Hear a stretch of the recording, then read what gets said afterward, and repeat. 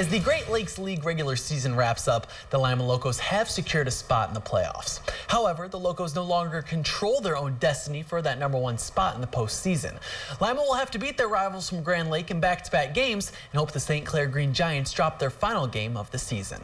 The good news for Lima, they are undefeated against the Mariners this season and have outscored the M's 41-10 this year. Scoreless in the first, Tyson Hayes sends a base hit to left. Chris Myers scores from third, giving Grand Lake an early 1-0 advantage. The Locos fixed that in a hurry. Bases loaded for Malik Spratling. That ball heads to the corner in left field. Anthony Amicangelo scores first, followed by Cade Beloso. Then OG grad Brad Croy to finish the bases clearing double. 3-1 Locos taking the lead.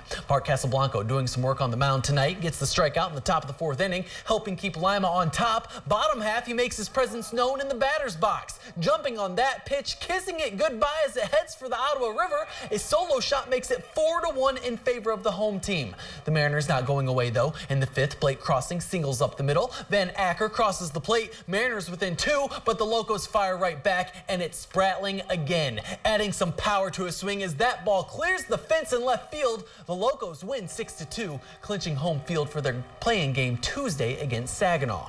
In the majors, the Indians are 11-3 against Detroit this season and can take the series with a win. Top of the 2nd, Cleveland draws first blood. Jason Kipnis looping a liner to right. Yonder Alonso comes in for the Tribe. 1-0 Indians. But in the bottom of the 3rd, Detroit comes right back at him. Jacoby Jones takes the offering from Mike Clevenger and sends it right out of Comerica. The go-ahead 2-run shot is all that was needed today. Detroit on top 2-1. The Reds take on the top team in the NL East. Philadelphia traveling to Great American Ballpark. Bottom of the 2nd, Tucker Barnhart starting things off for the Reds. Scorching one to right center. Off the warning track and into the wall. Mason Williams on his horse as he hustles in from first. Reds up 1-0. It's tied at 2s in the bottom of the 6th, but Joey Votto changes that with a line drive. Billy Hamilton comes on home. Cincy ahead 3-2, and they never looked back. The Reds go on to win 6-2. After the break, we take a quick trip north of the border, see how a former Locos coach has taken the St. Clair Green Giants to the top of the Great Lakes League right after this quick timeout.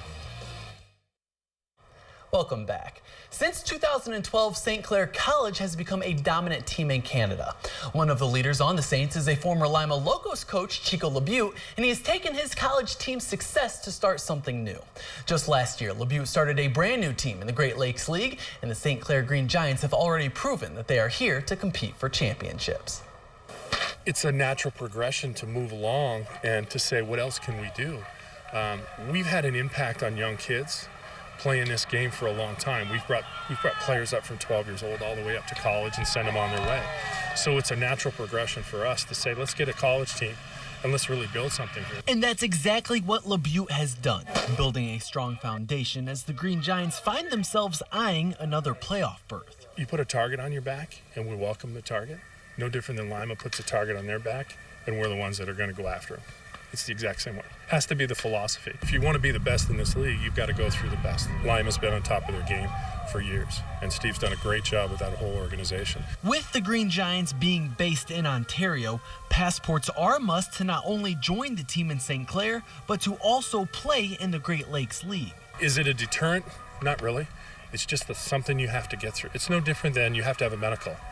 You have to have insurance. You have to. Those are just checking the box off to say I need this. It's just one more step. We make it very clear up front when we're talking to players or talking to coaches that we do go to Canada and they need to have a passport. And we haven't come across any issues this year with that. And luckily we were able to have all our players make it across the border. 9 different teams will make the trip north to play baseball in another country, providing an experience that might have never came about if it wasn't for the creation of the St. Clair Green Giants. A lot of them haven't been to Canada or haven't been to another place outside of the U.S. and it's just a cool experience, going across the border and experiencing all that. They all are excited, and it's just going to be a good time, and I think they're going to enjoy it here. It's pretty cool. Baseball's brought me a lot of opportunities throughout my life, so this is just another one that I'll be able to say I've done. The situation here is you're in a small town in Canada. They absolutely love their players. The fans are great. The people in Canada are great. Everyone knows that. Sometimes these kids don't even get out of their own state. I've got kids that are in Arizona and California. This is the first time they've traveled anywhere, let alone to come to a new country.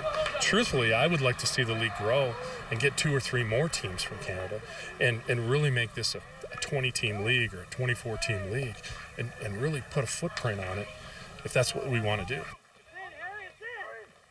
St. Clair's final game of the season is tomorrow, where they can take the outright #1 seed with a win. Cynthia. All right, thanks so much. We'll be right back.